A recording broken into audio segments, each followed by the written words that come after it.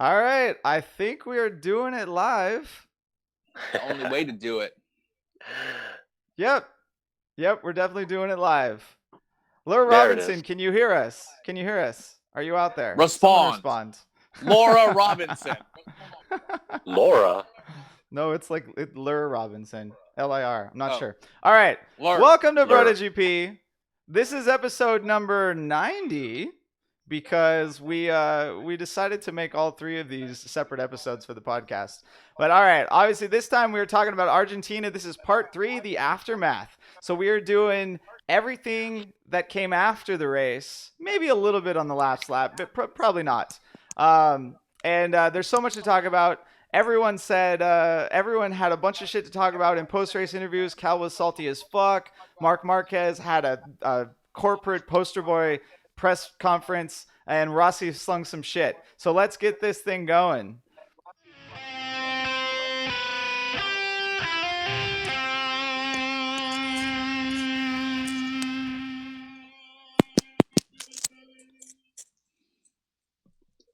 Go ahead, Kev. What's up, fuckers?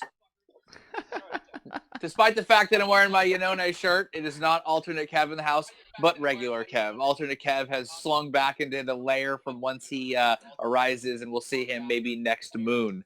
That being said, for today, you get regular Kev, you get good old Rob, Daddy Dennis is in the house, and you also have Buster cleaning himself in the black hole of photography that is George sleeping on the couch behind me. And Dude, that he is darker than the crew, pillow. He's so dark, it's unreal. And there's Buster being quite photogenic. He's way too fat and does not know how to clean himself correctly.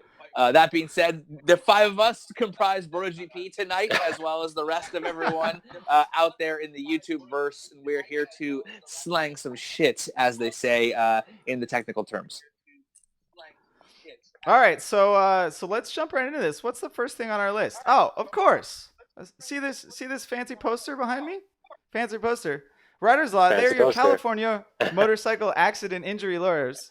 And they're actually in Atlanta right now taking care of some motorcycle racing. Oh, Dennis has got his shirt. Dennis, close the watch page. Turn that off. I can hear it. I can hear that shit, bro. Shit. Rookie, Turn fucking it off. rookie mistake. I was wondering what that was, actually. That's some yellow plate shit, Dennis. That's some yellow plate. He's got God 3 damn it. numbers and a yellow plate. 3 numbers and a yellow plate. That's Marc Marquez strike 1 right there for Dennis, is what it is. Oh, sorry, I have influenza. My bad. Oh, man. How come Marc Marquez didn't steal that fucking meme like Scott Redding stole our meme this morning? We'll get there. Don't forget to do that at the end of the episode. He fucking fully redeemed himself. Not to interrupt the plug, but he fully redeemed himself because about 20 minutes ago, he posted an Instagram story that said, "Hey, Marc Marquez, can you take out this jet lag I have? Thanks, bro." Oh, Fucker's my awesome. spirit animal. Yeah, but he needs to tag us in those posts. That'd be perfect. No, okay, Right. back to the plug. California lawyers do a great job. They love motorcycle racers. They love motorcycle riders, and they will take care of you. So if you're watching Moto America this weekend on BN Sports at Road Atlanta, they got Michael Gilbert in Super Sport. They got Andrew Lee in Stock 1000, and they have Jackson Blackman on the Junior Cup, on an R3. So, oh man, even Fabian Morales is here in the chat, who is the sponsor, the fucking, what is he? He's the team manager of Riders Law Racing. Motherfucking Fabian. Motherfucking Fabian. Fabian will probably be racing his SV650 later this year too. So we'll have to watch out for him. But all right, if you need any legal help, and especially if you're in the state of California, give Riders Law a call. They will take care of you. They're amazing lawyers. They do great work. Cy and lawyer Rob, you want them on your side. So please, if you need any legal help, give them a call. That's Riders Law with a Z. You can see it behind my head. All right. Yeah, we promise you they're going to do a much better job representing you than us plugging the fuck out of them. Also true. Riders Law like your own personal Uchiyo. That's true. No, not like that. What? Not that kind of plugging. Not that kind of plugging. You You might talk shit about Ucho, but fucking dude was ready to throw down when Mark Marquez showed up in that garage. He was like, and he started, no Aki, get the fuck out. He like Linton Jarvis is the team manager, and he was cowering in the back with all the other fucking mechanics. And Ucho just came out like a mafioso. That one thing has him a made man in Italy. That dude's never gonna pay for dinner in his life again. Never again. No, before we get to all that, let's do a quick recap of part 2.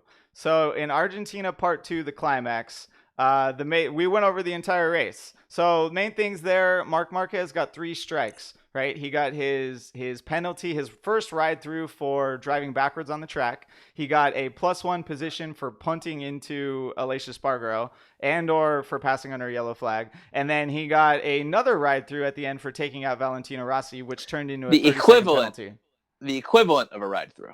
Correct. The equivalent of a ride through. And all of that put him into 18th place, and he scored a big fat 0 for the round. And as Dovizioso made sure to comment, 3 of the title contenders for the year scored 0 points. So it was a good weekend for him. Right.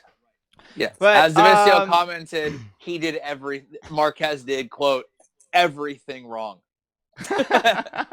Pretty much everything wrong. Pissing off the wrong people there. So the last point, which will segue us into our first topic for the episode today, is that Cal Crutchlow won another race. And then what the fuck? What? Yeah, I know, right? Yeah, it happens occasionally. It happens. It does. He's done. It's mixed conditions, right? And with the title challengers kind of floundering either midfield or taking themselves out of the race, you got to expect Cal to win. With all his experience managing tires is what I think he did most successfully. He was able to beat Zarco to the line, and Rins was a little bit further back. So, but the one thing that we're going to talk about now, since we're going for after the race, is Cal was salty as fuck in the post-race pressers. Just one of the many writers who were salty as fuck, because the reason we did 3 episodes on this, guys, is 1, qualifying in the beginning was fucking insane. 2, the race was insane, and little did we know the absolute fallout and teenage Degrassi Junior High fucking drama that was about to drop post-race. I mean, this was right up there with Spike getting pregnant in high school. I mean, who knows Degrassi? Anyone know Degrassi? Am I the only one who knows that joke? Fuck him. No, I'm sorry, you lost me. I don't know. You know you weren't going to get Dennis with it. I don't know. What abs? No. Anyways, the amount of fucking drama and the amount of shade getting thrown from all angles the whole after the race was intense and deserves effectively its own episode. It actually spilled out post-race days later into the Twitter sphere and onto Instagram, like we joked with Scott Redding just now. The amount of stuff that cascaded down like shit-talking manna from heaven to the Broto army, I swear to God, means we have to do an entire episode on this. We'll start with Cal, like Rob was saying, literally sits down to the press as he gets his 3rd win. He dominated and win after a winless season last one. He just pulled the hammer on the new phenom Zarco and all that stuff. He cemented his place as one of the top riders right now. What's the first thing he says? Yo, where the fuck is everyone? If you're not here now, you don't get to be in any of my press conferences for the rest of the fucking year. Goddamn. I mean, I'm not really surprised he said that, because obviously everyone was out talking to Rossi and talking to Marquez, as they should have been. They're the big stories for the entire race. Sure, Cal, I guess they could have spent 5 minutes with Cal, but what? Then they leave because they're missing the story with Rossi. This is the kind of shit that MotoGP needs. It's good that all the reporters were talking to Rossi and Marquez, and it's good that Cal called him out on it, because it's just more fucking drama, more flames that we get to fan and get people to tune in. And this fucking idea that he's not getting coverage is so wrong. It's so fucking ridiculous, because all I see on, if you are an English-speaking MotoGP fan, your main source of media, aside from BrotoGP, is going to be the entire English media, right? Oxley and Patterson, Emmett. literally all you see on the Twitter right now is that he's the first Brit to lead the championship scene. He should fucking win the equivalent of the Olympics. It's unreal. He's getting so much fucking coverage for leading the championship right now. No one else is getting this much coverage whatsoever. He's getting a ton of coverage from his home country and all that. 2 rounds in at that. Right, 2 rounds in at that, and he's leading the championship because Marc Marquez, as Dovey said, did everything wrong and threw the race away, and he literally is acting like he's not getting any coverage whatsoever. I mean, please already. Bassam says he can't wait for the UK journos to bitch about the booze again, which we know a lot of them are coming at Coda. That's coming. We're going to talk about that. Right. Yeah. Hey, one of you guys correct me on this one, but he's got 3 wins on the LCR Honda. Does that make him the most successful satellite rider since MotoGP era? No, I mean, if you look back, it's hard to reference because if you look back, Dennis, to like 2004, 2005, 2006, you saw guys like Zimmernow and Biaggi who were satellite but on worse bike. I mean, Melandri won a shitload of races on the Gresini Honda. I don't think it makes him. He hasn't won more races overall than Sete Gibernau, but I have to say, in what I would call like the second phase of the MotoGP era, like post 800 and on, he's definitely. I mean, you know what I mean? Well, yeah, because we had 10 freaking years of no satellite wins, so for him to bag 3 now. It's pretty ridiculous. Doing pretty solid. Right. Yeah. But I mean, we're expecting that out of this era for them to happen more consistently. They didn't happen last year, but there were plenty of podiums. I think it was 8 total. The satellite racers are much closer. The Spec ECU made sure to bring that on, and the tires too. But I mean, and it's still a damp track. The thing about him saying that the one thing I do like about him dropping the you're not going to be allowed at press briefings is I actually believe him because this is a fucking dude who's so petty that he's blocked us on multiple outlets. So despite the fact that all our homies in the BrotoGP Army Facebook group are trying to add him to it, which is so fucking funny, they're sending him invites to join our group, which is the best. I believe it because this guy's petty as fuck is that he didn't like some jokes we made, and so he decided to completely block us 100%. And we're just some guys. Right? So the idea that, I actually believe him. He's not going to let those dudes. What's Dennis doing? Where's he going? Fucking Dennis. Book it. He's gone. Dennis is mad. He's done. Dennis is gone. Never mind. Yeah. He had a fart, guys, but he didn't want to smell his own recipe. So he stepped up, fucking farted off to the side, sat back down. Gingerly Jen says she's organizing the boo section at Coda in turn 19. And then a bunch of people are asking who they're going to boo, J-Lo or Marquez. And pretty much everyone says both. Yeah. Why does it have to be mutually exclusive? Yeah, it can be multiple boos. It's just, you know, there's one is very likely to make it onto the podium to have it be easy to boo with that person. The other one, not so much. We'll probably get dead last. So why, you going to kick a guy when he's down? Yes, you will for sure. Yes, I am. Right. The other thing with Cal's post-race presser that really bothered me, and he said this in Parc Fermé too, I knew I was going to get first or second before we showed up. Oh my god, yeah. Right, what? Rolling my here's one eyes.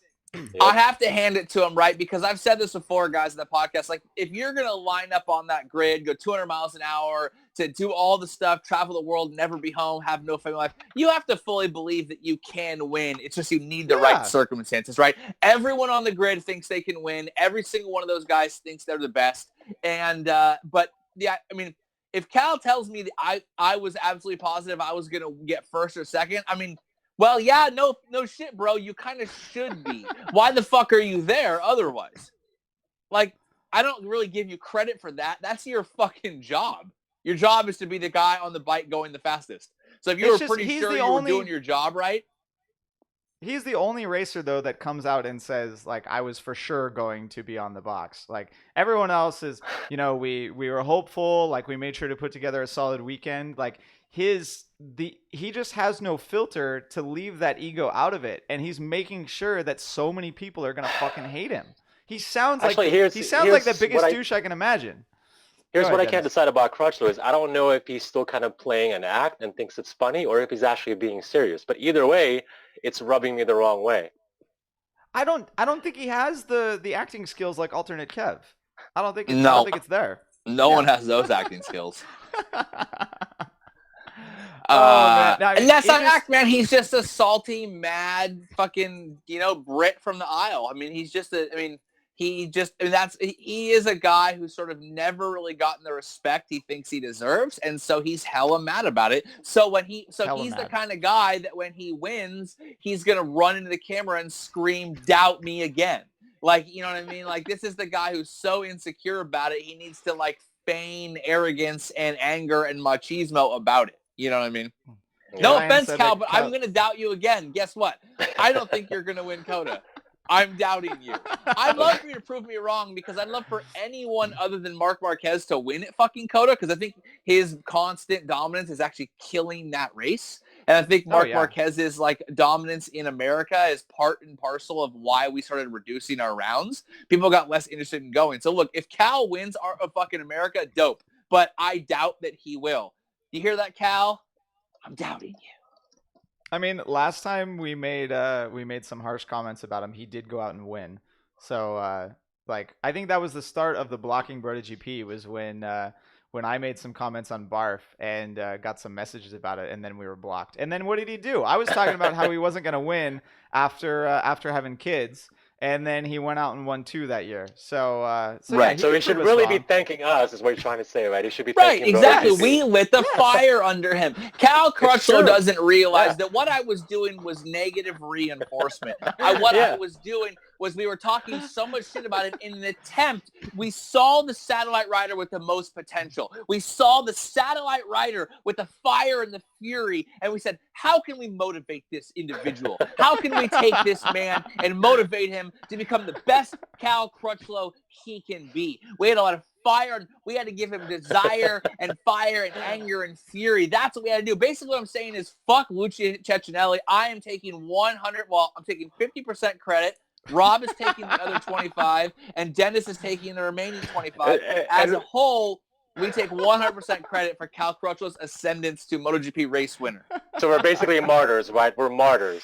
We had him block us for his own success.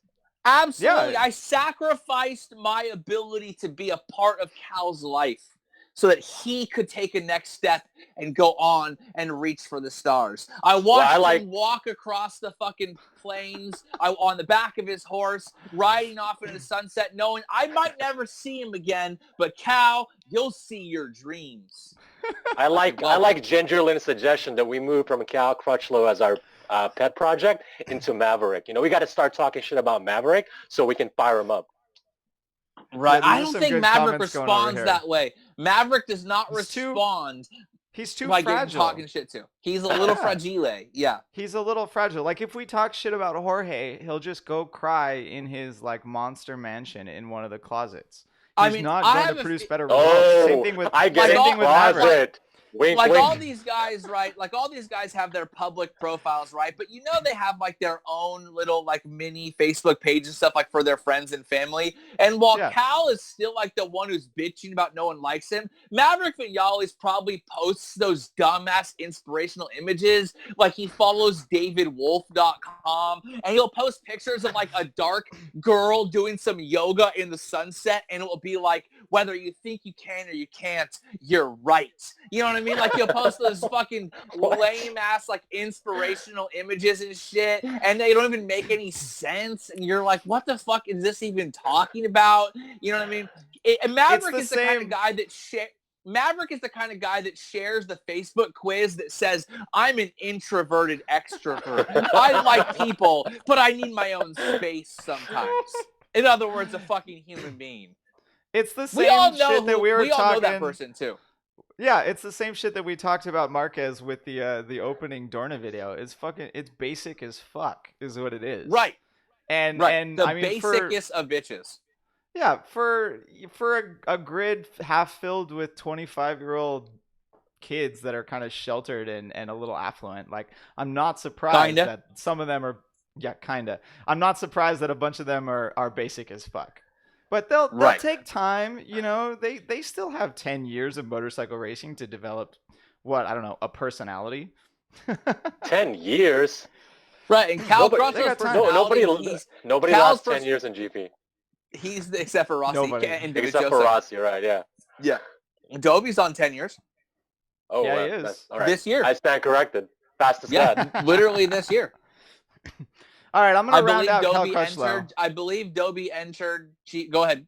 Sorry, Rob. Rob's pulling the card on me.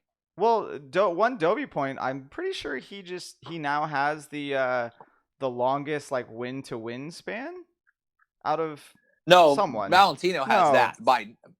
What were the announcers saying? They were saying he just stole it from Dovizioso, or I mean from Jorge, which didn't make sense to me because Valentino should have the gap. Whatever. Yeah, I'm fucking confusing everyone. It's terrible. Back to Cal Crutchlow. So the one point that I do agree with him in his salty as fuck post-race presser is he said that the race wasn't too hard. And to me, it better not have been because Marc Marquez wasn't spanking your fucking ass. Right? It should have been something where he sat behind Zarco, he sat behind Rins, he made sure that he kept his tires under control, and he won the race in the end. And that's exactly what he did. So he used this experience. Hopefully Zarco and Rins and Miller can read that, can recognize what he accomplished, and can use those and can develop that skill later on for the season. Because that's how you win GP races this season, it seems like, is you conserve the tires. You don't try that hard until it's time to go, until you got a couple laps left.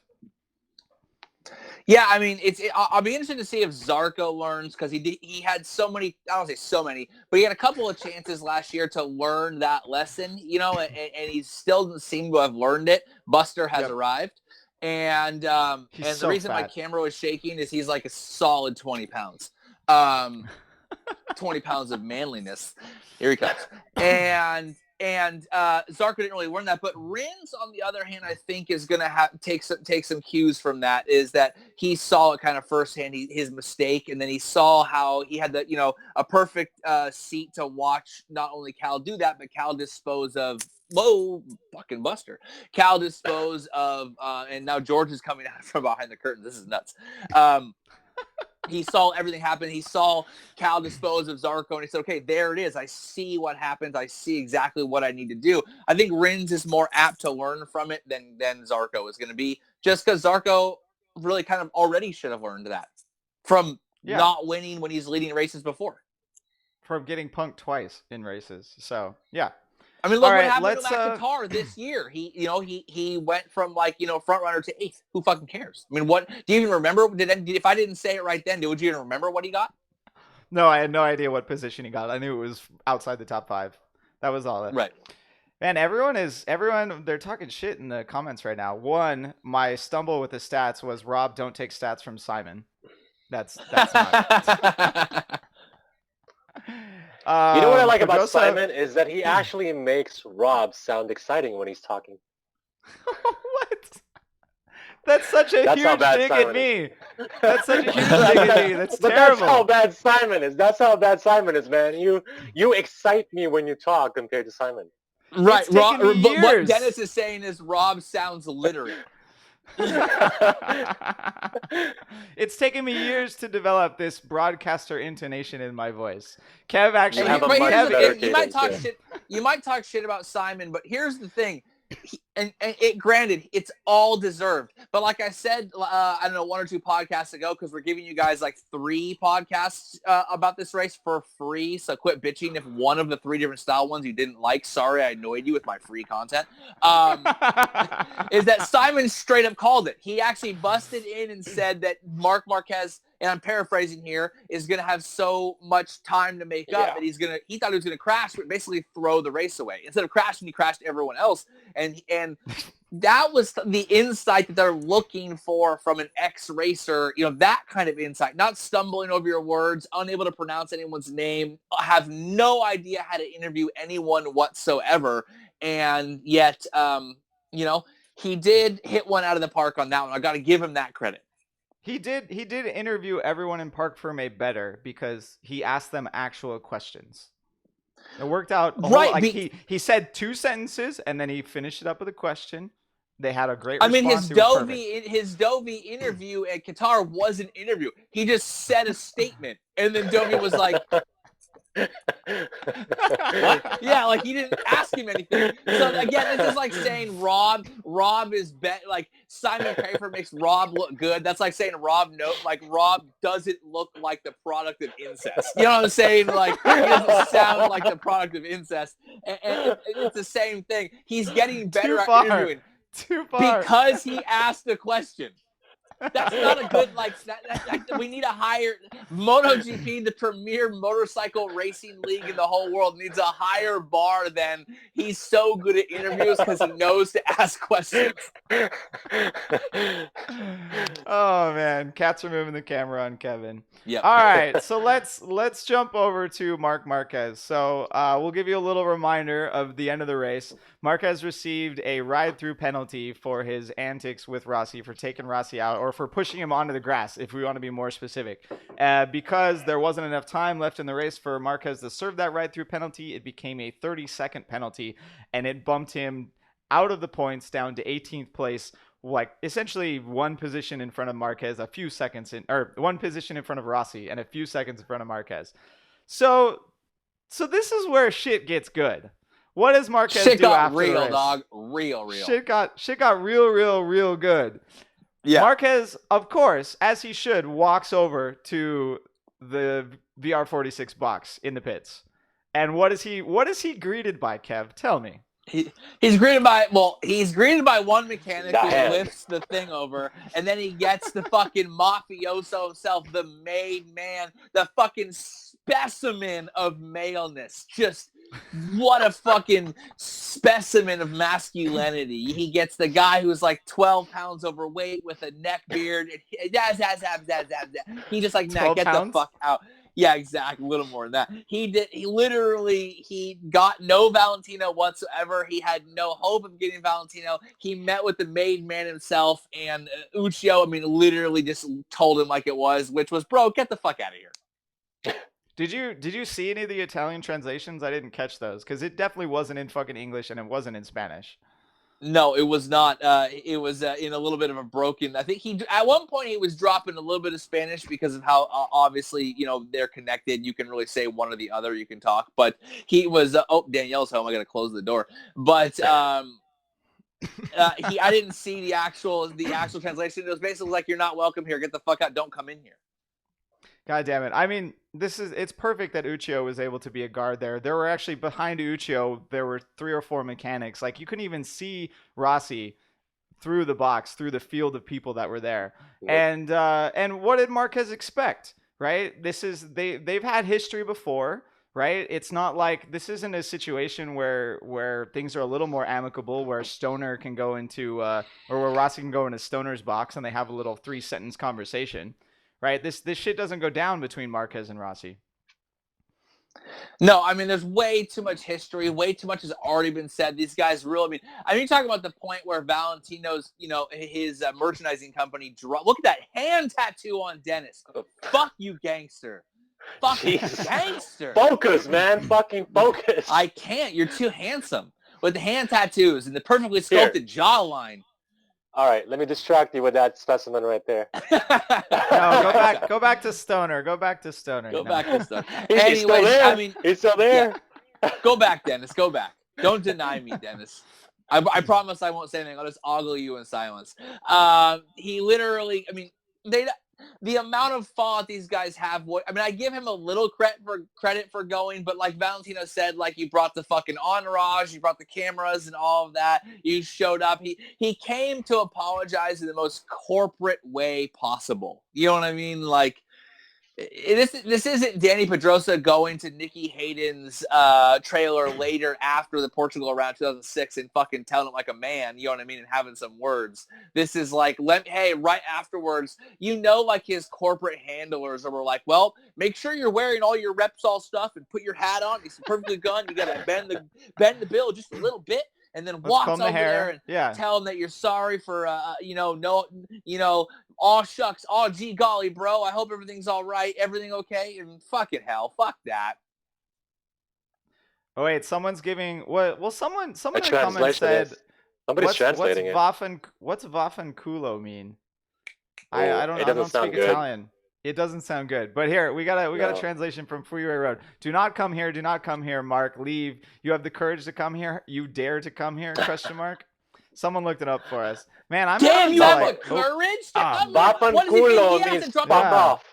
He's not fucking trying to work his way into Mordor. Like, you have the courage to come here? He wasn't, like, on a fucking fellowship with the rest of the weirdly incestuous Marquez clan to, like, gain the ring of the one true... Like, what the fuck is he even talking about? Airjor13, I'm sorry about your comment. I accidentally hit hide when I meant to hit show. Stoner greater than all these bitch writers is what he said. Contentious point. Who said that? Contentious point. Who said that? Is that my new best Airjor. friend? Who said that? I don't know. I It love might that be. guy. Let's not act like Stoner wasn't a bitch either. A fucking Oh, journalist literally broke the story that Stoner was retiring, did his actual job, which was investigative journalism into a breaking story in the sport, not like sycophant propaganda like 90% of these fucking idiot journalists out there. He actually does his job, and then Stoner tells everyone he's wrong, and then on the fucking press conference says no one read this guy's magazine, no one should read what you do, don't subscribe. Of course he was fucking right the whole time. Hey, Kevin. Yep. Kevin, you Yeah. like my hand tattoo so much? Here you go. Here you go. Oh, That's for dang. you. That's for you. I oddly have a hand tattoo too, and it's a bird on my middle finger, so I'm flipping you the bird right now. That's right. That's Alt Kev status right there. Alt Kev decided to get a bird tattooed on his finger. Oh boy. Oh, Bird everyone Wars, that's Angry listening- Birds. I Angry bet you Birds. guys didn't expect BrotoGP to be this hand tatted. Everyone that's listening on iTunes, check out the YouTube if you have some free time. These guys are getting pretty rowdy over here, and we Yeah. got the comments playing in the video too. So you really should join next time. All Right. right, let's continue with our Marquez corporate bitch line of thinking here. You speak love my his- language. You speak I my love his- language. And that's your language because this is not alternate Kev. This is real Kev. Nope. See, he can act. He can switch it up. So of course I had to watch the press conference that Marquez had, and I had to compare it to Rossi's. And Marquez, of course, sitting behind a desk. He's got like his 6 microphones lined up. He grabs one when he gets a little angry, but could not be more corporate compared to Falcon Valentino Rossi, who's just standing there like a normal post-race press conference for someone that wasn't on the box. And is just talking to all the reporters and taking questions. Like Repsol, HRC making sure that Marquez comes off as clean as possible in this, even though we know from in the tone of voice that he knows what he did was fucking bullshit. Right. Yeah, I mean, Valentino, what, we give a lot of credit to Cal for being unfiltered, but Valentino was pretty unfiltered. I don't even want to be on the track with this guy. He's ruining our sport. He has no respect for anyone. Where does this end? I mean, Valentino was dropping, for what a lot of people think, some serious truth bombs right there, unfiltered. This is the kind of stuff that, can kind of... I mean, some people, not everyone, because Dennis is a bitch and he likes bitch-ass writers. But, for the majority of rational thinking human beings who don't worship Satan in their off time,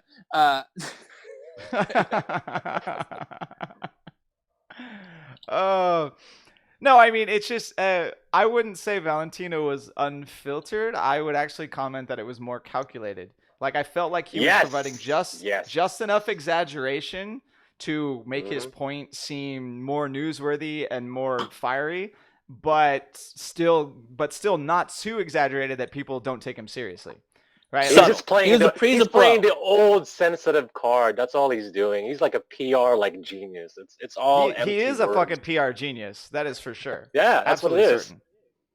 Right. No, there's no doubt. In terms of that, he is PRG. By the way, for you guys that don't know, me and Dennis have a long history of constantly ripping on each other. So whereas me and Rob agree on everything, me and Dennis purposely basically rip on each other as hard as possible. So that's mainly about Rossi and Stoner. Mainly about Rossi and Stoner. Mainly about Rossi and Stoner. Mostly about the fact that he's always wrong and I'm always right, which is weird. I don't know how it works out. Oh, it's such a Rossi fan statement, man. Jesus. All right, you two, get back on topic here. So, I mean, what were some of the main topics that Marquez said in his little press conference there? My favorite one was, we all remember what Rossi was like at 25 years old. This is the most, it's just like I said, the most blatant deflection and whataboutism you could possibly have. Whataboutism. He wants to deflect the conversation of what he did to what Rossi was 25. Look, bro, half the fans weren't alive when Rossi was 25. The guy's so fucking old. No one remembers. So shut the fuck up. And the fans that do remember what Rossi was like, they're 25, don't like your little fucking leprechaun, like elf act where you're all perfectly smiles all the time. They don't like you anyway. I love it. Ryan just said Mark was 4 years old when Rossi was 25. He don't fucking know. Right, you don't remember shit the fuck you talking about, bro. Right. They were still programming your code to be the ultimate corporate tool. Claude just asked if my sex tape is on X Hamster, which I don't know why I just told you that. It's terrible. No, you only get Rob. Dennis, you look so pensive right now. What's your problem, Dennis? I'm setting the record straight. Yeah. Oh, he's interacting with our fans on the chat. Oh, like man. No, I mean, yeah, it's just like Rossi has definitely done quite a few dirty moves in the past, but I don't think it was 3 penalties in one race. It wasn't.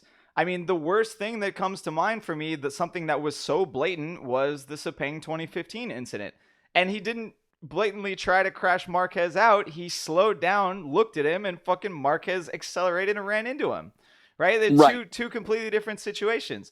A lot of the fans probably aren't going to agree that I said that. I mean, I was talking to someone on the forum that that just didn't see that at all in the incident, and that's fine. We can all have our opinions on it. But fucking Marquez showed us time and time again in this race that he was going to do something, essentially a hard, rough pass at minimum on every person that he came up on. And the total logical fallacy of, we remember when Rossi did stupid shit, is to admit that I did stupid shit. Right? I mean, that's the whole problem. You can't say, remember Sepang 2015 when that one guy did something stupid. Like, that, by making the comparison, you're talking about how someone did something stupid. This isn't like saying, haha, we all did dumb stuff when we were teenagers, like stay out past our curfew and smoke some weed. This is like, this guy was a fucking idiot, but you know what? He was a fucking idiot too back in the day. Like, I mean, it's the lamest excuse ever. Here's it's like another a difference one, between a reason and an excuse. Yep. Right. Here's another one that Ryan Ringstead brings up. Rossi did wipe him out in Argentina 2015. And I did review that video just before we were recording this. And I don't know. Yeah, I don't agree with that. Look, I can agree with, and I actually think you're wrong, Rob. I do think Rossi purposely knocked him off at Sepang 2015 like a boss, by the way. Because sometimes you got to fucking do what you got to do. But you just can't do wrong, can he? You can't do wrong. Argentina was a racing incident. I absolutely believe that was just, Argentina was a racing incident. That was just in the heat of a battle. Marquez was in too hot across the line, but didn't stick the pass, and Rossi cut the apex and went through Marquez's front tire. That did not take him out purposefully. You know what I mean? Any more than Assen later that year. It was in between. What would the alternate 14, Kevin right? say? Do not ask. No, go ahead. Well, give us 3 minutes alternate Kev about Argentina 2015. I don't know if I can conjure him up again. I got some people messaging me like, why are you being so mean to Rob? Are you serious? Right, yeah, for reals. My man Taylor was fucking like, why are you being so mean to Rob? Why are you cutting him off constantly? Rob didn't like when you did. People are telling me you didn't like when alternate Kevin was doing that. You guys don't know. Rob is the fucking puppet master. Y'all think anything happens on this show without Rob's fucking seal of approval? Rob is the deep state version of BrotoGP, okay? Nothing happens without Rob. You look at him. Look how fucking innocent he is with his perfectly fucking smooth face and his tiny little bird-like bones. That fucking guy's Machiavelli, man. You don't even know. Rob is the last man that needs protection in this group. Exactly. Dennis, you didn't even know this. I had effectively 2 safe words. I had Kev, i.e. Kev, like just let me talk, like hands up in the air. And then I also had the word melandry was just like send alternate Kev away. Just like cut it Y'all out. didn't You've know gone that too far. melandry was the safe word. Melandry. That's the safe word, son. Oh man, they're commenting on my lighting and my man bun now. This Your lighting man bun is on quite point. It's not. I tried to get it high, but then I had to like run around to get this shit. All you planned freaks and out there that are into freaky shit and S&M and all that, all you guys go with your partners right now when you decide to change your safe word to melandry. For me, guys. Do it for me. And yes, I do have to have the best lighting to show off that. But do you want to know what face. Alt Kev actually said, Dennis? Basically, that Marquez wasn't at fault. Get the fuck out of his way. He's the fucking reigning champ for the biggest team spending the most money. It's his track. They're just on it. Get the fuck out of the way, because all those guys are backdrop extras anyway. You're there for Marquez to have someone to beat. If your name ain't Valentino, Dovi, or Marquez, you are there as fucking prop and landscape and nothing more. Cal Crutchlow, no offense, you're the Hawkeye of fucking MotoGP, okay? You're there to fucking have a dude, but no one gives a fuck. Alicia Spargo, you're the Quicksilver. You are there for one thing, to get fucked up. You are just throwaway enough that we care, but not really. Not really. Not really. Okay, you said the magic word there for a segue. You said Alicia Spargo. My so man. Unless there's anything more you want to talk about with Marquez and Rossi, I feel like a final rounding out point on that one. Carmelo is going to have a talk with both of them in Texas. Do you think that's going to come of anything? Carmelo's going to have a talk with Rossi. And Mike Webb. Yeah, it'll be the other way around, right? They're going to smoke some weed and probably drink some fucking booze. Probably the same shit Dennis is drinking right now, some fucking bourbon neat, and they're going to fucking laugh about it. Please. Rossi runs... Yeah, exactly. Fucking God bless his soul. God bless his soul. Boom. Nikki Hayden water bottle on video. There we go. Bassaman's right. Carmelo ain't going to do shit.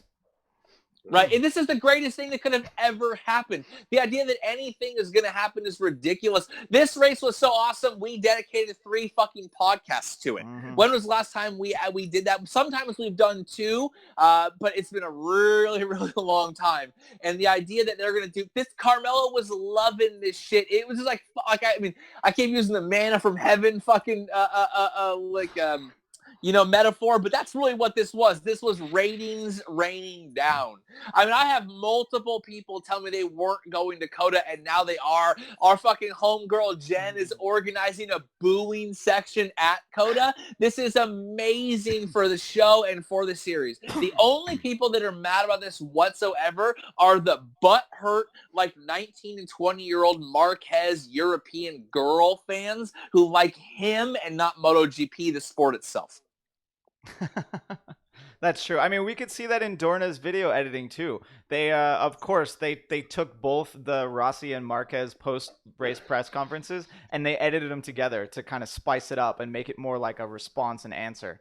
Like, they are fanning the flames on this, and that's exactly what we're doing, because that's exactly what this sport needs. I mean, our homeboy Sai, Tony Elias, posted on his Facebook that he wasn't going to comment and that he said that Marquez was a good racer. And fucking Sai from Riders Law made sure to say, and I should actually, let me find the quote here. Let me find the quote. We'll see if Fabian is still here. Sai Are we about to incriminate our premium sponsor here? Oh no, they're gonna love it. It's great. Sai said, "Come on, Tony. If that was Josh Herrin versus you, I feel like you'd have an opinion."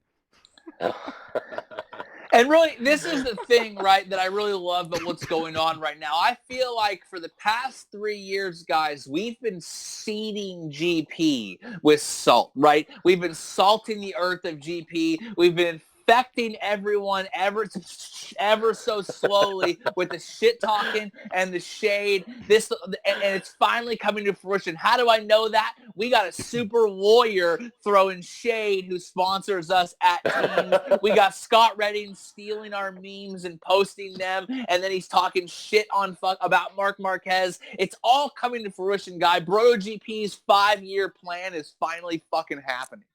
What are we on, year 4 now? 3.5? Jesus Christ. We did this for that long. I think. Fuck. Yeah.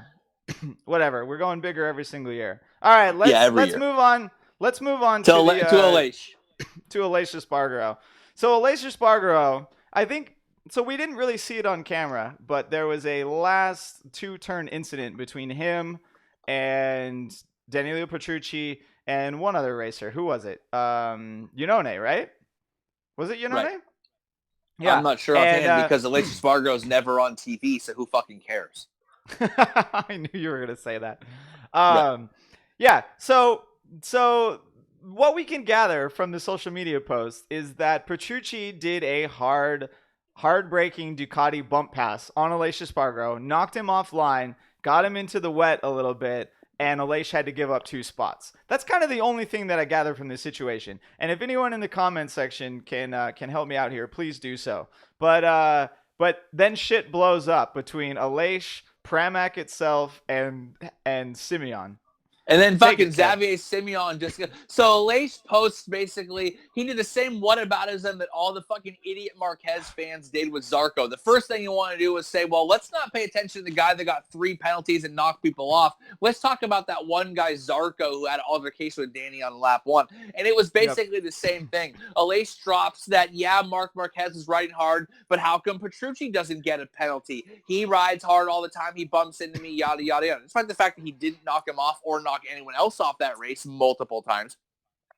And Danilo and Petrucci and Aleix Spargo post this post. Well, Pramac, like the actual team they're supposed to be because they got their boys back, comes his defense, basically saying that we don't like that you said that. You know, we vehemently disagree with this post and his version of events and his description of the history of Danilo's writing. And then Aleix goes, you know, I mean, he goes pretty insane on Twitter the other day, gets into some arguments with them, and then Xavier Simeon drops in that, like, basically you're a nobody anyway, and what are you even talking about? And they get into this amazing Twitter fight where Aleix Spargo then says, I don't even talk to people who pay for their rides, and then he basically says, like, what are you talking about? Look, what have you ever even done? You've never won a Grand Prix race in any class in your history. You're the most overrated rider there ever was. And then they argue back and forth. Xavier says he's full of shit and a dumb shit. Lace tells him to shut the fuck up. And they end up blocking each other. This is some high school level shit. One of those guys fucking Scott Reddinged it up and stole the other one's girlfriend or something. It had to go down. What are they? Someone over here, because the cameras it had to go down. Tyler Robb sex tape. There we go.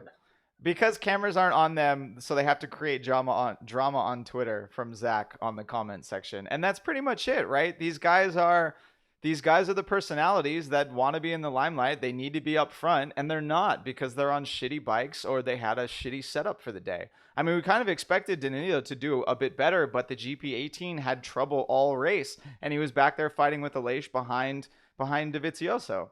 It wasn't a good look for any of them. But no, I mean, these guys are basically also rans of the series. I mean, look at what we have arguing. We have one guy who's made an entire career out of potential, right? You always think he's going to do something good. And then we have another guy who's basically just there to be a grid filler. Like, I like Aleix Spargo talking about people riding dangerous. Like, at one point on the forward Yamaha, he didn't crash so many times in qualifying that they had to rob parts of Colin Edwards' bike to build a Frankenstein bike so he could be on the grid because he crashed his bike so many times. He doesn't have enough parts to actually make his bike. Like, this is a guy who's known for overriding and crashing all of the time. This guy's made his entire career out of the potential of some future result at some point, which he never got, and has been upstaged at every moment by someone else. And then Xavier Simeon is like, I don't know, I'm pretty sure he just wrote the check for that team to be funded. So who cares what these guys are talking about? Someone did. Him and Tito might be the 2 richest guys on the grid. That at least Tito got some results the last race. Tito equaled his best. He got his best result he's ever gotten. At least Tito. Xavier Simeon is right. We might talk a lot of shit about Tito, but Tito won a shitload of Moto2 races and a title. Fucking Aleix Spargo has never won a race. Go look at his Wikipedia page right now. He has no GP race wins. The guy's never done anything.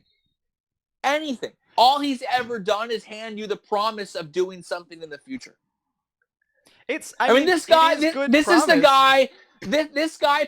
perpetually has the fans and his team managers in the friend zone. Everyone thinks he's fucking DTF, but he's not DTF. This guy's fucking ready. All this guy's ever done is like, you came over to Lacey Spargo's house late one night, you Netflix and chill, and you fell asleep on the bed together, and all he did was like rub his butt into your dick a little bit. He never let you get shit. He never let you get shit. He let you fucking. You might have felt a titty over the bra. That's it. He's never done nothing. This guy's never done nothing. Oh my god. Oh my god. This yeah, is like no, I mean, it's true. This guy is the prudy high school girl who thinks she's prettier than she is, and she fucking won't put out because all she's got for you is the prospect of putting out. Trying to get my dick wet, son. That sounds like from experience, man. That hurts so much. The comments are blowing up with this experience. I'm down to fuck. I don't give a fuck. Whatever. Ruben wants to know if your shirt matches your pajamas. Me? Yeah, you. Not us. What? Not I got fucking Dennis. jeans on. You want to see? What's up, Oh, Ruben? No. Great. Now we got. This is Kevin my Booty on this one. shirt. And now I gotta lose my shirt. All right, fuck. All right. No, you don't have to lose your shirt. Whatever. Oh, Ruben's making fun of me. Fuck. Oh man. Oh wait. I mean, what were we Alexis talking about? I Spargo is lost a guy. track. Alexis Spargo's never done nothing with nothing, man. This guy's whole career is just literally potential and what he might do in the future. And he's never, I mean, at this point, it's like everyone says they should have kept him at Suzuki because he's a good developmental writer and they lost their way. The moment you're referred to as a good developmental writer, that's why you should be around. Why even on the fucking track? Go be a test rider like Michele Pirro and go win some races in Italian CEV. I don't fucking know. And then Simeon, I mean, fuck. Simeon is like literally the worst rider on the grid, so who fucking cares what he has to say? Yeah, Alicia was actually correct about most of the things he said about Simeon. But you're right. I mean, they totally did the whataboutism. Someone brought up passes from years prior in their freaking Twitter conversation. And it's like, this is not how it works. Everyone can ride a little bit different every single race.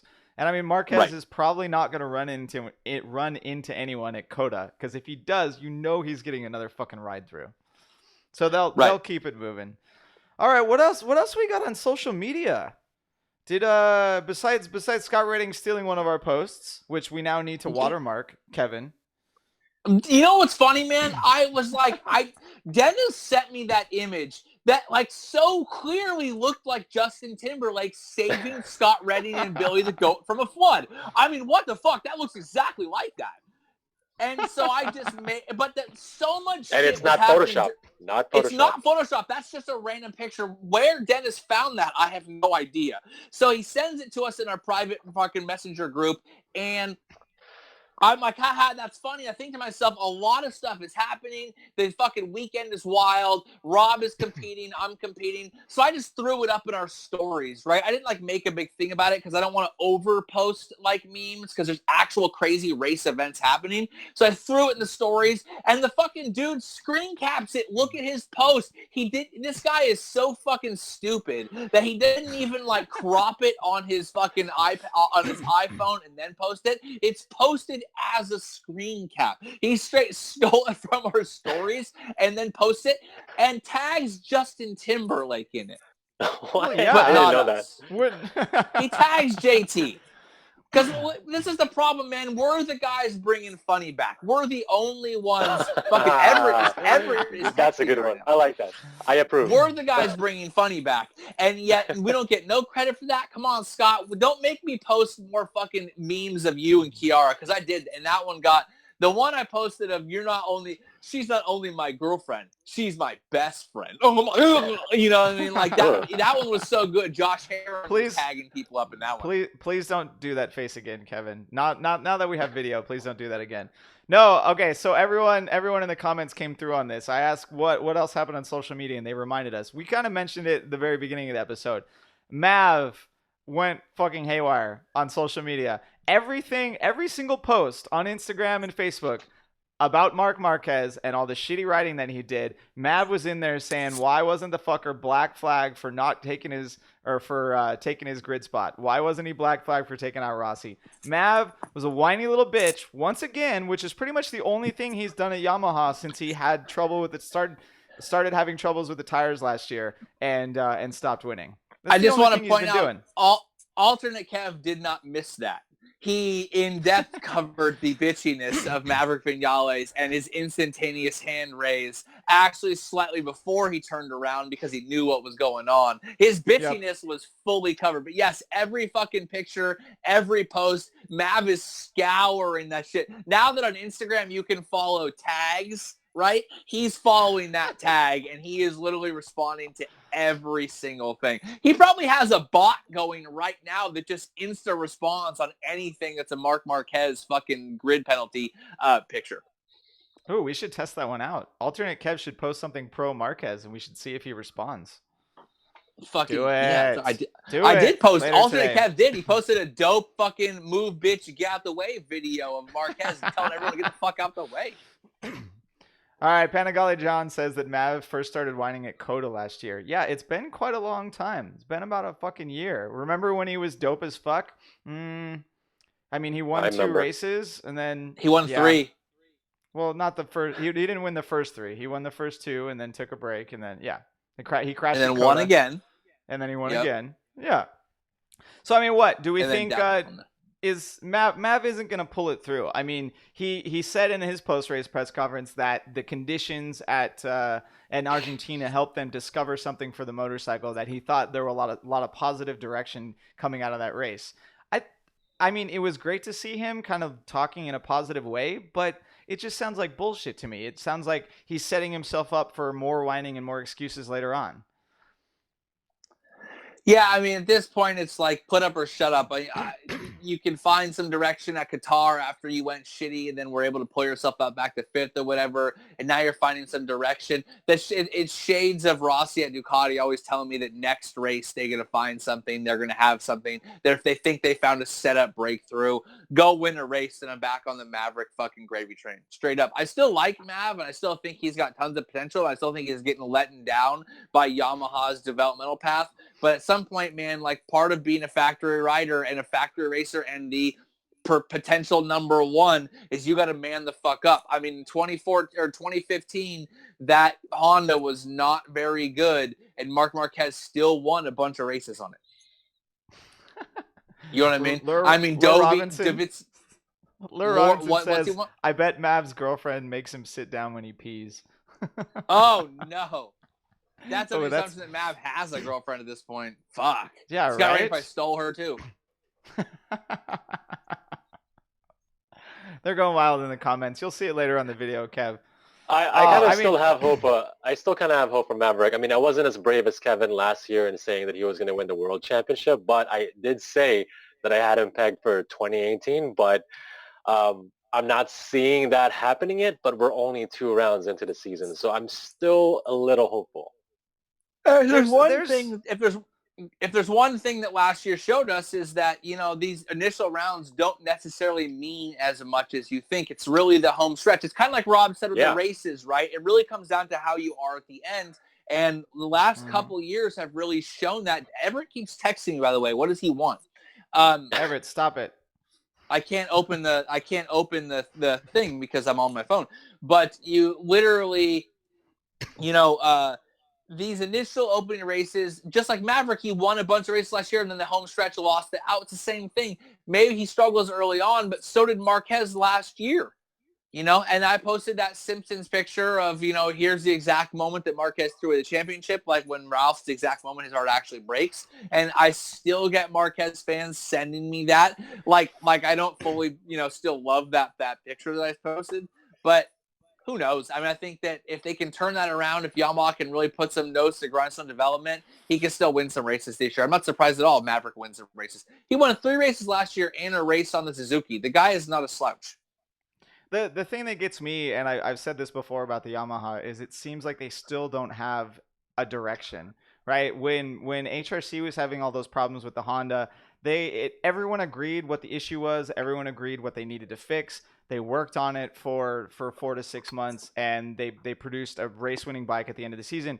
And when the bike was shitty, in quotation marks, it really wasn't that bad because of Marquez's talent mostly. But now with Mav, he could get 14th next round. He could be fighting with Tito's little resurgence here, right? Because the top 10 is so competitive, it makes it much less likely that a factory that doesn't have it going from the beginning of the year, much less likely that they'll be able to fight for the championship. I just can't believe how much we've talked up Peter Rabat in this episode. It's amazing. In a positive light, too. Yeah, I'm saying, crazy. I can't believe it. We haven't brought up William Dafoe at all. Oh, wait. There it was. No, man. There he is. Boom. Would Zarco do any better on the factory Yamaha? I mean, yes, because of the technical expertise. For sure. Just the crew, the level of crew that would be supporting him. Yes, it's on. If he was on the factory Yamaha, he would have a higher, more experienced, better crew with better tech, and software engineers and all that. Yes, he would do better on the factory Yamaha, no doubt. And to be honest, a lot of people are saying that his riding style now is modeled after Jorge Lorenzo, and we know that Mav and Rossi don't ride like that, so it's possible that Zarco hops on the GP18 and does better than Rossi. I mean, I don't think he has the racecraft or the experience to put together a title challenge, but he could probably win a race if he was on the factory bike. Someone's saying he'd do better on the KTM. And get the fuck out of the comments. We'll get there. Who is saying that? Who is saying that? 6555 dead. Or too many fives. Nice. Actually, so let's talk about silly season a little bit. And I'm in that I'm gonna bring up Jorge Lorenzo. So Jorge had another amazing race on the Ducati because it was 75 degrees and it was sunny and he had the tires up to perfect temperature. Oh wait, that's exactly the opposite of what happened. All right. Sorry, I'm yawning, guys. I don't know why. Whew, Jesus. Oh god damn it! Do we have to go already? Yeah. No, so I'm good. I don't even know where Jorge finished. I don't even know where Jorge finished because it's not worth looking up in the results. He scored 1 point this time, I think. So that means he got 15. Yeah, 15. Yeah. And now the talk is that he's moving to Suzuki, or Suzuki is courting him really hard. And to be honest, that's way better than fucking getting 15th on a Ducati. So I say he goes for it, just straight out right now. I agree. He had nothing to lose because right now you're sitting the bed on the Ducati while your partner is winning hella races. While the satellite team is doing better than you every round.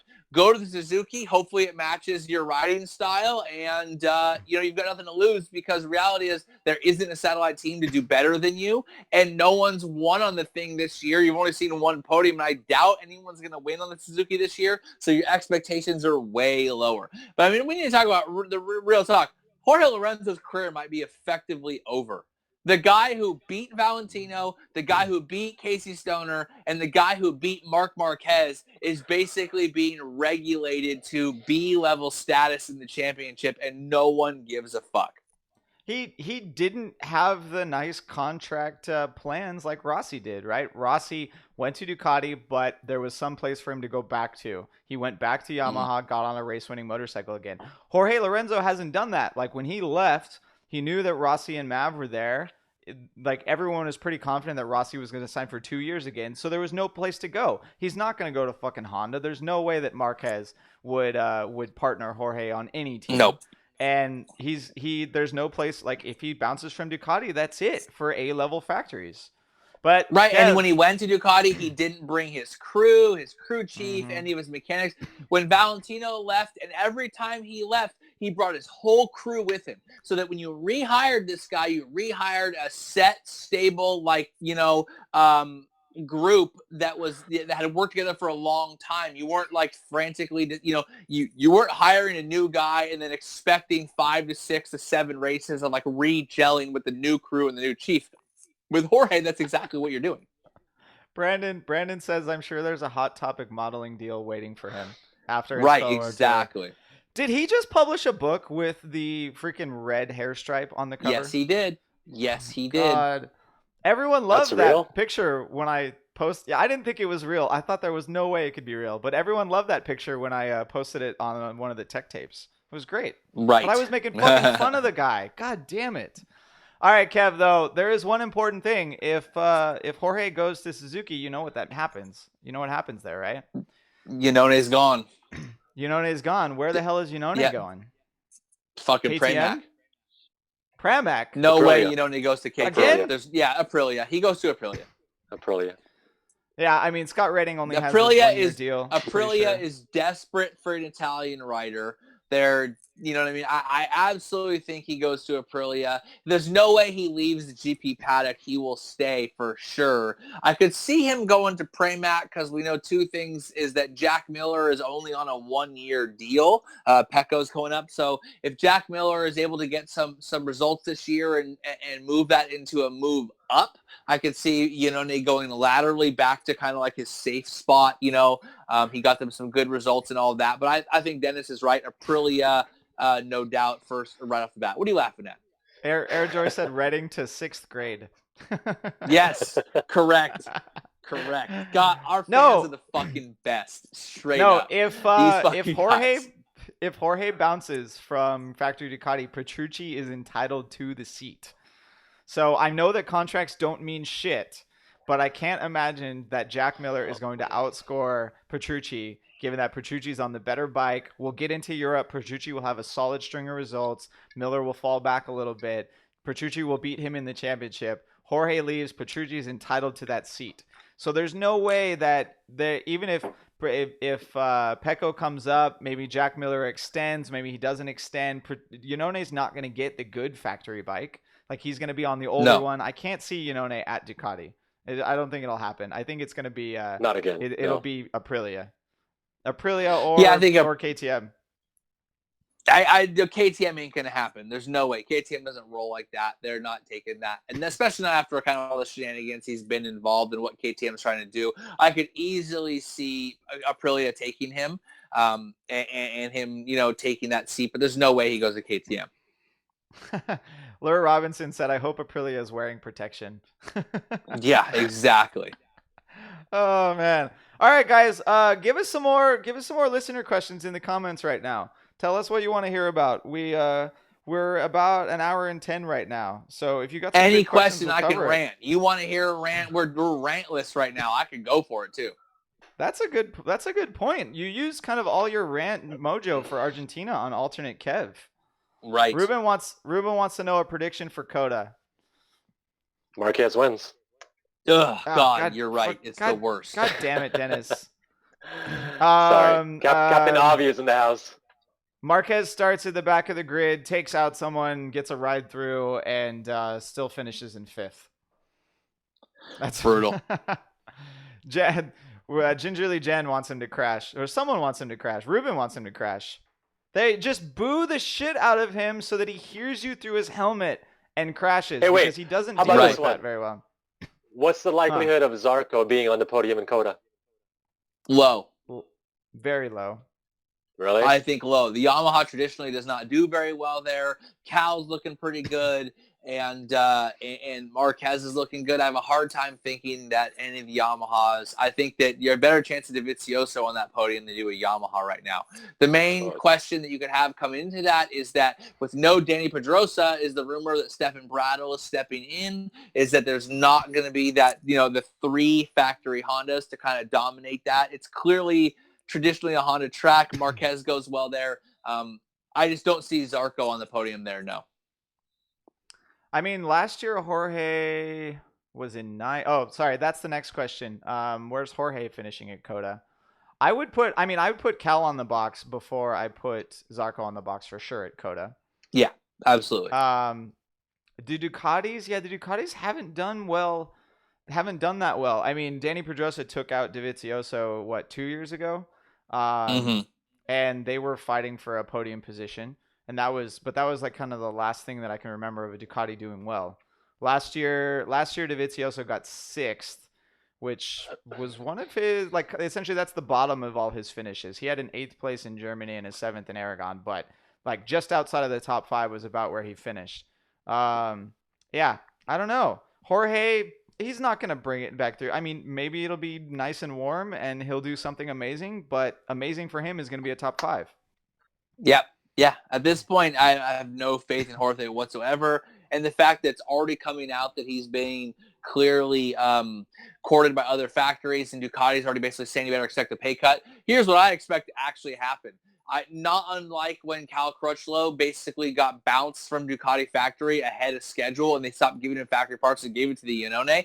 Iannone, by the way, I'm going to start referring to him in the third person. I fully expect Miller and Petrucci to start getting the hand-me-down parts that Jorge doesn't get. That guy's got no future at Ducati. It's an even bigger bust than Valentino's was because of the expectation of what should happen based on it being a race-winning bike with other people. I think Jorge's out. They don't give a fuck anymore, and the factory is going to stop caring about him or supporting him in a meaningful manner really fast. Well, if he has any chance of winning a race, it'll be later on in the season, like halfway through when we're in Europe and Ducati's at full stride, right? Mm-hmm. Do you think do you think they'll give up on him by then? I mean, I remember Ducati giving up on Cal about Indy, which was 2/3 of the way through the championship. So if Ducati kind of holds out until then, there's a chance that Jorge could win a race. I think he'll sign for someone else before then, and he may or may not tell Ducati. But I mean, there's still a chance that he could win a race at a Ducati track. I don't see at this point. Because I don't see him at those Ducati tracks. I don't see him beating Dovi. That's the problem. If he was gonna win a race at Red Bull Ring, maybe Motegi, he's so far behind the other Ducati riders right now that at a Ducati track where they're gonna shine, you're telling me he's gonna leapfrog Dovizioso or Petrucci that hard? You're telling me, look how quickly Jack Miller and Tito Rabat have adapted that Ducati in 2 races? Look at Jack Miller had 1 race on it, and then he was on pole the next race. Tito Rabat had 1 race on it, and his second race, he had the best finish he's ever had in GP. Like I said, he's the Lorenzo is the anti-stoner. He's the only guy who can't ride the Ducati. Tito Rabat and Jack Miller can ride the Ducati. You know what I'm saying? Like, they all look good. He's the only guy who can't ride it. It's like comical at this point. Go ahead. I can't believe I'm going to defend him, but let's not forget Melandri was on the Ducati. I mean, is he really worse than Melandri on the Ducati? But that was they brought in a fucking shrink for Melandri. Come on, man. But that was brutal. Ducati. That was very brutal. It was a different Ducati. It was that was the only stoner could ride this Ducati. This Ducati is the Iannone and Dovizioso can ride it, and Petrucci can put it on the box. Ducati and Jack Miller can get pole and get fourth. Right. Yeah. Right. You're talking about look at all the milestones everyone else can do on it. It's like at this point, the fact I don't see it because there's no way you can say at a Ducati track where he has advantages over Yamaha and Suzuki and Honda, but he doesn't have. But Dovi, Petrucci, and Miller have those same advantages. This guy literally isn't beating the second-tier satellite teams right now. It's like it's comically bad. It's exactly like what we said kind of in the alien area. Like, no one had a chance because even if you beat one alien, there were 3 other ones that you had to battle against. So now we have so you were never on riders. The podium. Back in that era, they called them the aliens because even if you beat Stoner, you didn't beat Valentino, Pedrosa, and Rossi. And even if you beat Valentino, you didn't beat, whatever. Like, it's the same thing. At a Ducati track, he might beat the Hondas, but there's no way at the same track right now I have any faith that he beats Dovizioso, Petrucci, or Miller. And I kind of joked that Miller wasn't even going to be that great on the fucking Ducati this year because of the support level compared to Petrucci. But right now, if you tell me at COTA who's going to finish better, Jack Miller or Jorge Lorenzo, fucking 10-10, I bet Jack Miller. Damn. Yep. I mean, I'm going to hold off judgment until Jerez because as Ryan said here, his brakes failed in Qatar. Not that he was doing good before that. And it rained in Argentina. Not that he's never won a rain race before. And MotoGP riders aren't the best riders on the planet and can deal with that shit. But in Jerez, he got a podium last year. It is Europe again. He's fucking Spanish. It's more normal shit. I will hold off then. If he does exactly what we're saying and gets beat by Jack Miller or Tito Rabat or Xavier Simeon or something, then then he better sign with Suzuki right away. And the rain thing you can't use, man. This is 2018. I don't know if you noticed, but global warming is fucking real, son. Straight up. It's not a Chinese conspiracy. Last year, I think there was not a only single in the US. race. There was not a single race weekend where there was not at some point some session affected by wet weather in some way. I don't know if you've noticed, but the weather is fucking crazy these days, guys. It's straight nutty. And the idea, here's the thing. If he can't ride and be competitive in the rain, he's done. Because there's going to be some kind of wet situation he has to deal with 3/4 of the weekends this season. That's going to happen. That is the reality of the world we live in. And the fact that Jorge Lorenzo rides exploding dinosaurs for a living means he contributes to it. So you got to fucking learn to deal with it, son, because that's how it is. Oh, man. Ruben got my back there with the title of Rob's sex tape with dealing with the wet 3/4 of the time. Right. Someone in the comments, Kev, well, this is super random. Someone in the comments wants a rant about Australians. Can you do that real quick? Just give us like a 3-second rant, a 3-minute rant. Here's the problem with my 3-minute rant. My entire experience with Australians is with the female variety of Australians, and my girlfriend is right across the room looking at me right now, I think. Kev, yep, barn. Barn. The barn. Right across the barn.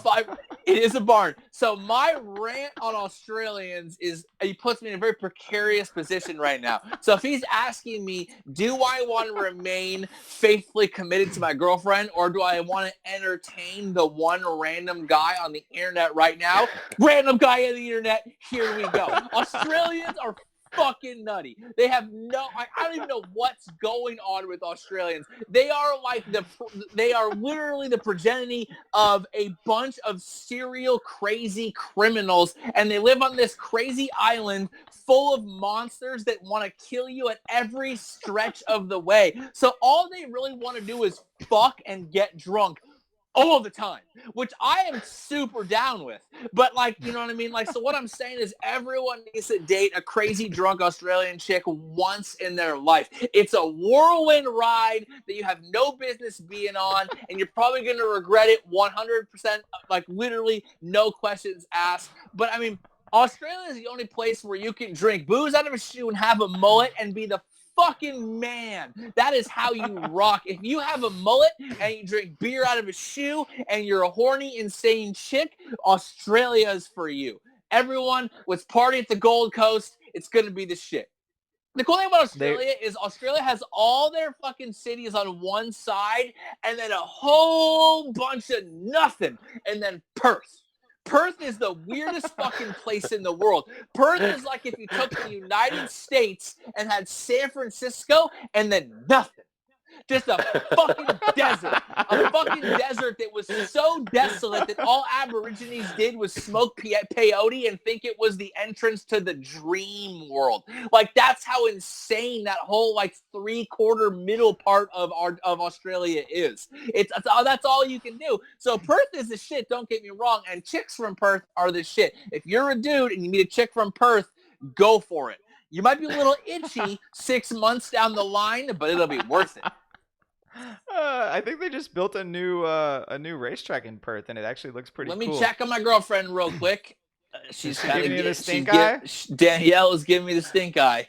I'm going to have to answer about that after this.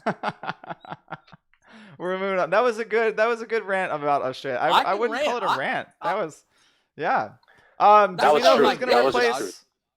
Do we know who's going to replace Danny Pedrosa at COTA? It's how many weeks out? All signs point to Stefan Brattle. All signs point to Brattle.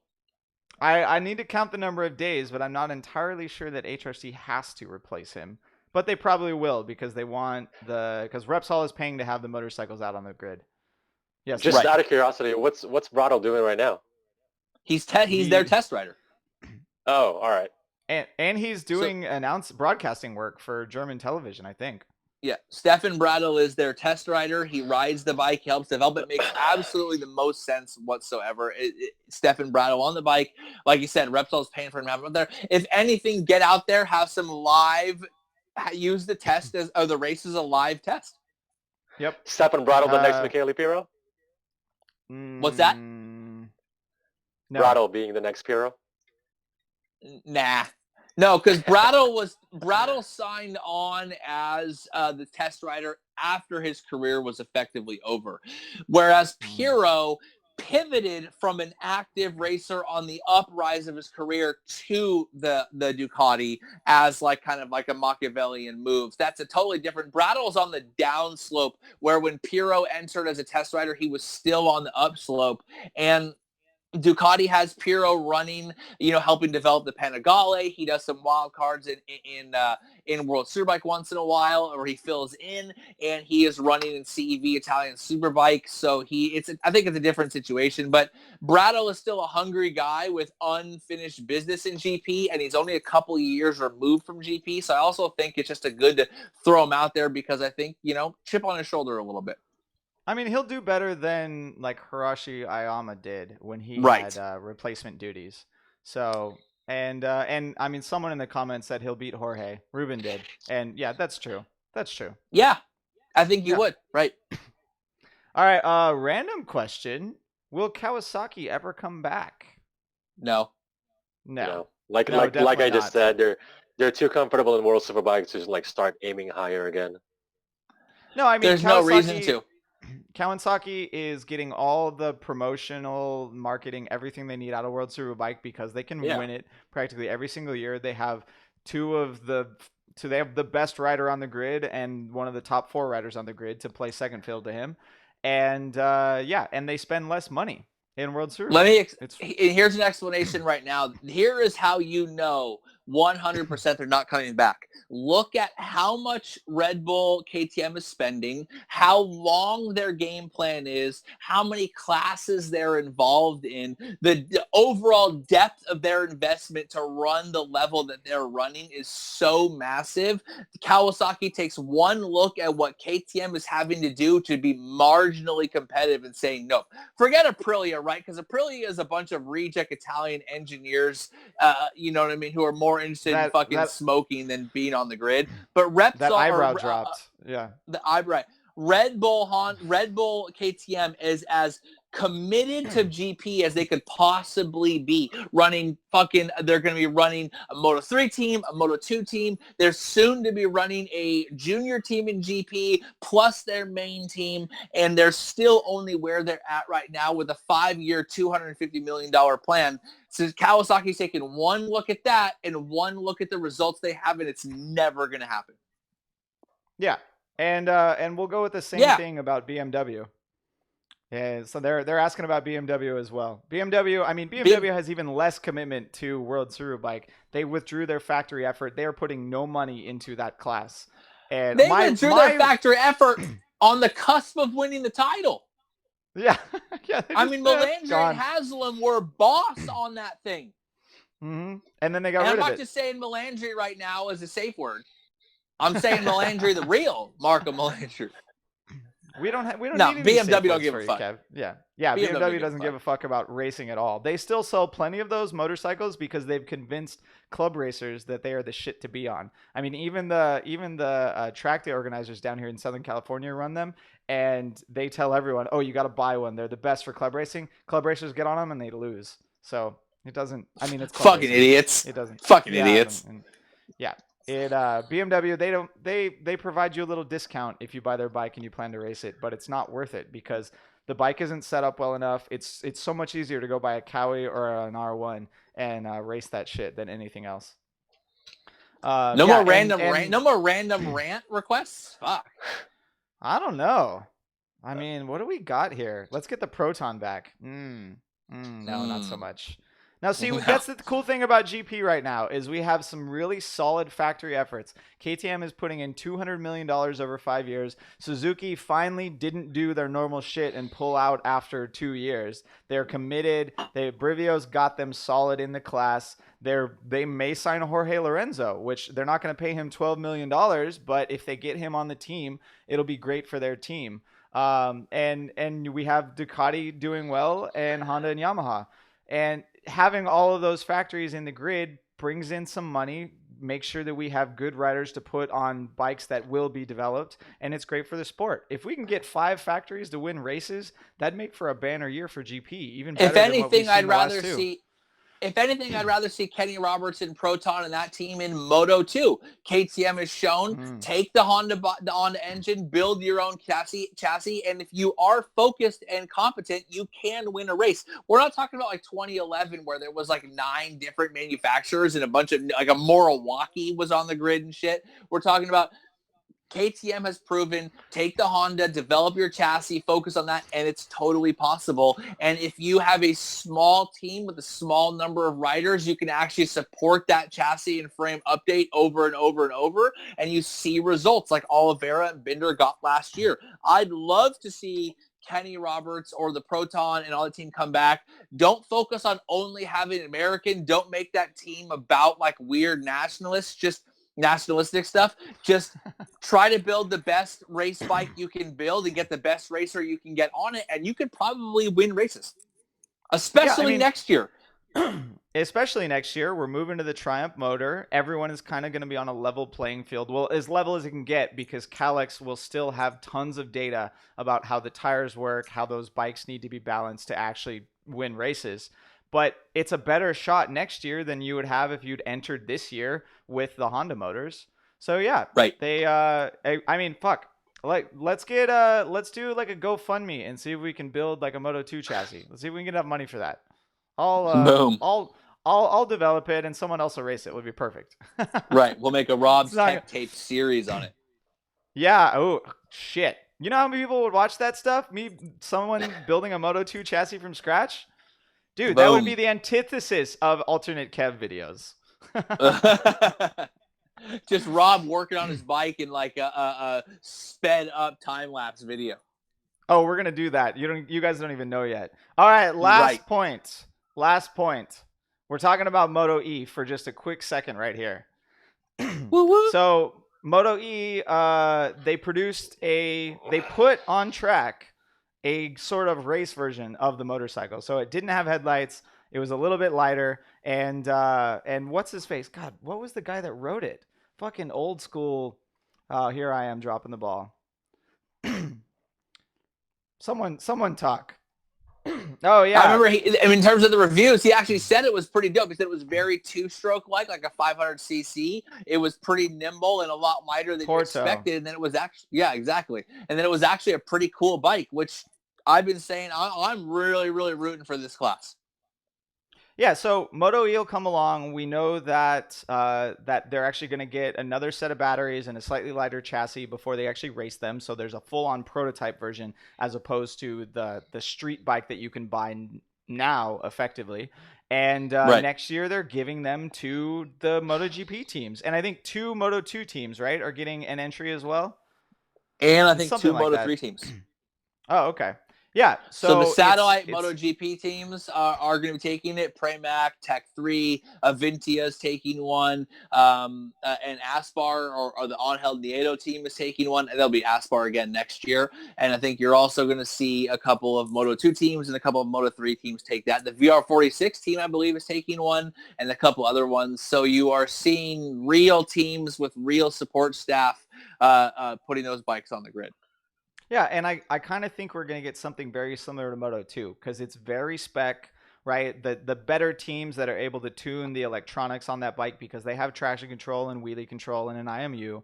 The better teams that are able to do that, probably the MotoGP teams, will win the races, but it'll still be spec. It'll be very close racing. It'll probably be a meat grinder in the mid-pack just like Moto 2 is, and I think it's going to be great. I mean, it's going to be really quiet.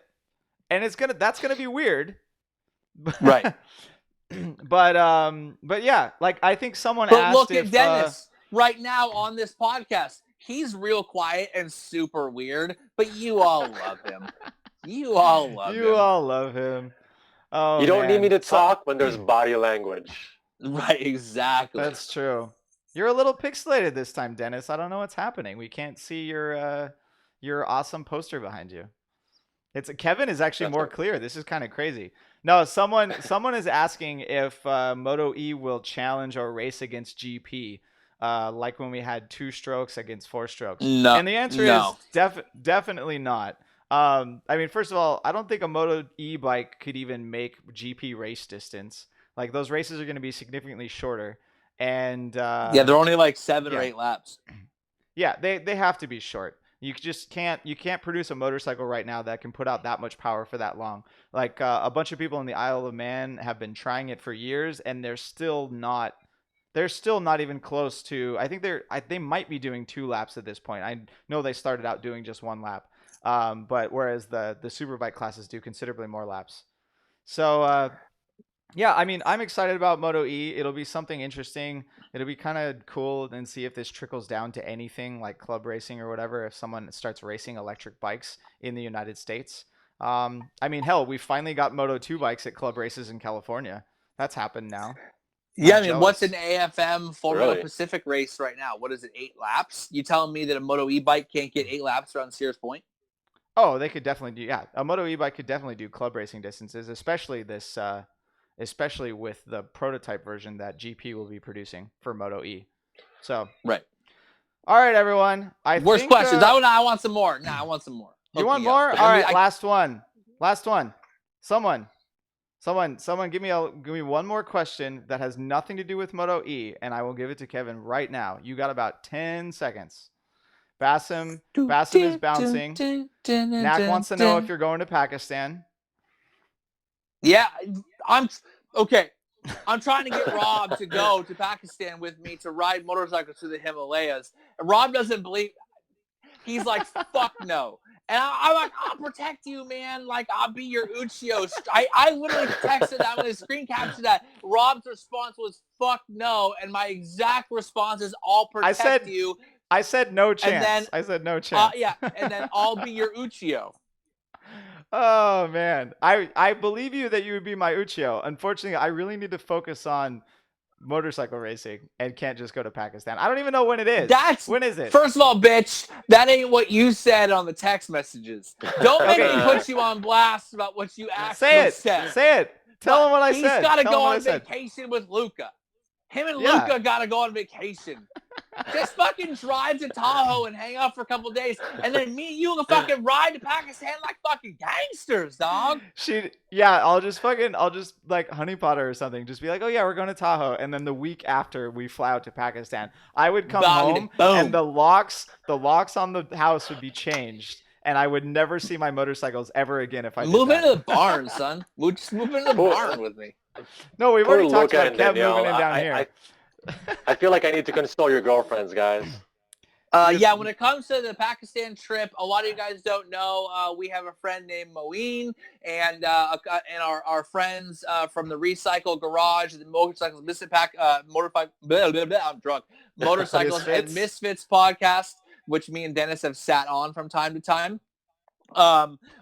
Liza has done this trip where sponsors the Ministry of Tourism. There's like a 2-week Pakistan ride, drive to the Himalayas. You do a cultural exchange. It's pretty dope. I know a number of people have did it. I almost did the original trip back when Moeen started it, but my knee was too jacked up at the time for me to, I think, reliably make a 2-week dirt bike ride through the Himalayas. So I bowed out of it. But I'm basically trying to get Rob to do it with me, and we could fucking record multiple podcasts and do a whole web series through it. I'm convincing him right now, guys. Sai's going to bankroll us. It's going to be dope.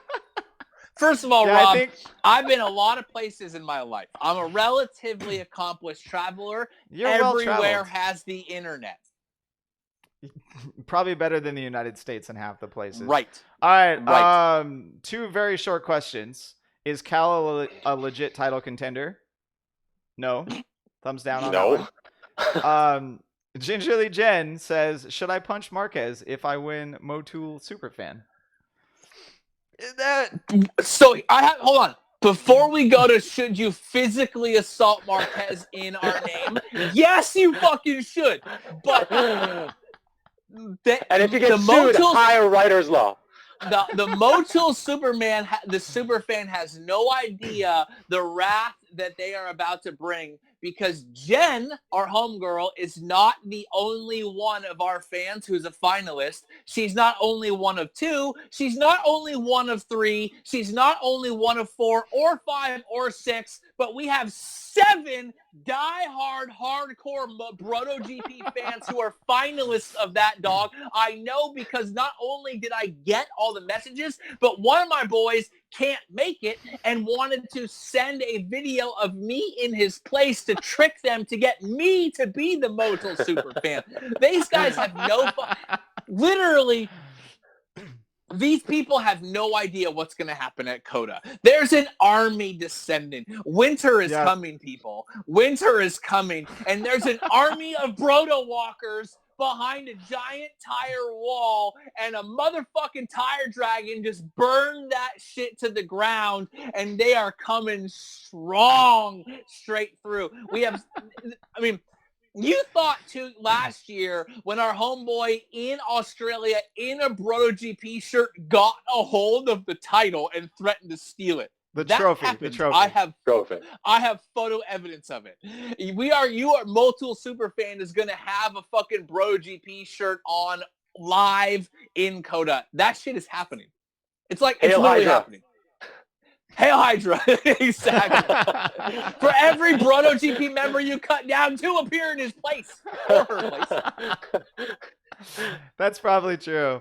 All right, everyone. Thanks for joining us for the live stream here. I think this one went a lot better than the last 2. I know the audio is much, much better. Panagale John says he has a flight for Kevin teed up. So you need to make a decision. And where specifically is his name going to be tattooed on your ass? Right. You can choose either cheek. That's what I'm saying. If you are the person that was, top, you can do right, top, middle, bottom. It's got to be a little lower than top. I can't have it tramp stamp hanging out. It's got to be a little lower. If you get to see Panagale John on my butt, some shit is going down. That's all I'm saying. You're not getting any sneak peeks of that. I'm not whale tailing it on you and you see that shit. Something's happening if you see that. Ruben, yeah, right. Jen, we will get you a shirt sometime soon. I did work on the BrotoGP online store, and we talked to people about printing them. So we're trying to do that shit right now. All right, we wanna make BrotoGP bigger and better, and we know that you guys, especially the ones that show up for this live stuff, come first. So, yeah. Boom. All right, everyone. Thanks for listening. Like, share, and subscribe this video. If you're listening on iTunes, tell your friends. Subscribe over there or on Google Play or on SoundCloud. If you haven't seen a YouTube video yet, come check it out. We're quite insane, and we're going to keep it going. Need a shirt before Coda. Oh, that one's going to be tough. All right, Who needs a shirt before Coda? Jen needs a shirt before Coda? Jen definitely needs a shirt before Coda. What size do we What's her location? Jen, what's your location? Tell Rob, and he'll tell me right now. I mean, like, what city are you in? I can let you know if we can get you one. She said, is she responding already. She said, what? Good night already. Fucking tell me the city you're in, bitch. There's like a 4-second delay. There's a 4-second delay. She'll see the video. All right, everyone. Thanks for listening. All right. Peace.